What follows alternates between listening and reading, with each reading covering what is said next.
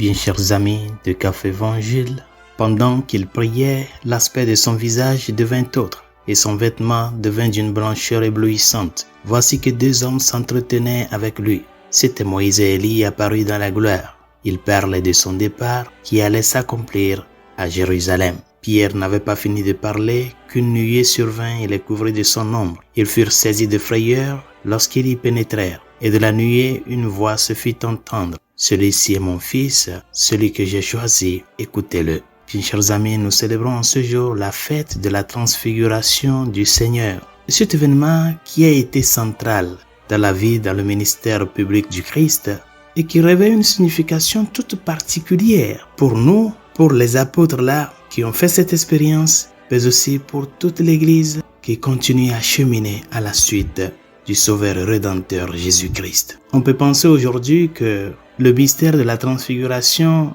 est juste un fait qui s'est produit dans l'histoire, l'un des événements parmi tant d'autres de la vie du Christ. Et cela ne devait pas être ainsi, parce que la transfiguration occupe une place très centrale dans le mystère du Dieu fait homme et par conséquent a un message très profond pour ceux et celles qui veulent suivre les pas du ressuscité. Quel est le message de la transfiguration pour nous aujourd'hui chrétiens du XXIe siècle? La transfiguration, chers amis, vient marteler et confirmer à tous ceux et celles qui en cœur cherchent où placer leur confiance, cherchent sur qui faire reposer leur vie ou sur quel fondement faire reposer leur vie. La transfiguration vient nous rappeler l'impératif de que le Christ est Dieu. Il est fils de Dieu et par conséquent il est Dieu. Et s'il est fils de Dieu, s'il est Dieu, le message que cela vient nous transmettre, c'est que si le Christ est Dieu, il n'y a pas d'excuse de ne pas écouter sa parole ni de l'annoncer. L'impératif de la vie chrétienne, c'est d'annoncer que Jésus-Christ est Dieu.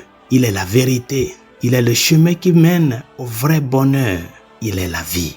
Beaucoup sont ces âmes-là de nos jours qui cherchent où reposer leur vie. Beaucoup sont ces personnes qui marchent encore à la recherche de ce qui les remplit vraiment.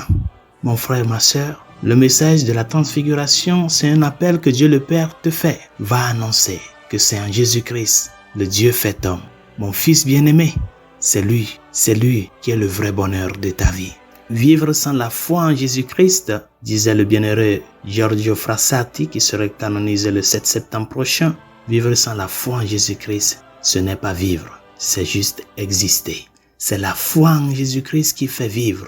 Et comme il est venu sauver l'humanité et tout homme, telle est l'importance de cela, que Dieu le Père, en faisant écouter sa voix, nous le rappelle. Celui-ci est mon fils bien-aimé, celui que j'ai choisi et je vous ai envoyé pour qu'à travers son mystère, sa vie, sa prédication, vous puissiez parvenir en l'écoutant à la vie éternelle. C'est à lui, ce rocher-là que vous êtes appelé à appuyer votre vie, à vous supporter. Le message de la transfiguration pour toi et pour moi, chrétiens du XXIe siècle, c'est d'aller au monde pour apporter le message de que le Christ est le Dieu fait homme qui vient nous sauver à toutes ces personnes-là qui t'entourent. Et comme nous le rappelle, s'il est l'unique parole qui donne la vie et qui nous amène vraiment au salut, pour que nous ne doutons pas de la véracité de la divinité du Christ, la présence de Moïse et d'Élie viennent confirmer cette unicité et vérité sur la personne du Christ. Le témoignage de deux hommes est vrai,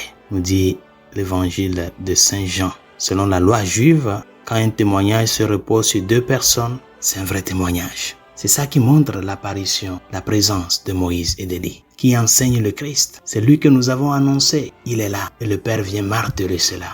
Il n'y a pas de salut hors du Christ, chers amis. C'est ça le message de la transfiguration. Et toi qui encore, tu te demandes d'où me viendra le salut? Où est-ce que je vais trouver? Par où trouver le vrai sens à ma vie? Un souffle de bonheur sur ma vie? La transfiguration te rappelle que c'est en Jésus-Christ. Ce n'est pas nous qui le disons, c'est le Père qui vient nous confirmer qu'il est celui qui l'a envoyé pour nous sauver. C'est le message que le monde a besoin aujourd'hui d'écouter. Revenir au Christ, qu'il soit le centre de notre vie, qu'il soit la raison de notre vie, qu'il soit la motivation de notre vie, qu'il soit le mobile de notre être et de notre existence.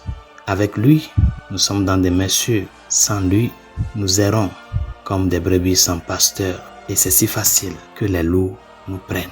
approchons-nous du Christ. Et s'il y a des moments de difficulté que tu rencontres dans ta vie, n'oublie pas que le Dieu qui t'a sauvé, c'est celui-là qui ne t'a pas sauvé à travers une révolution avec des armes, mais plutôt en prenant la croix.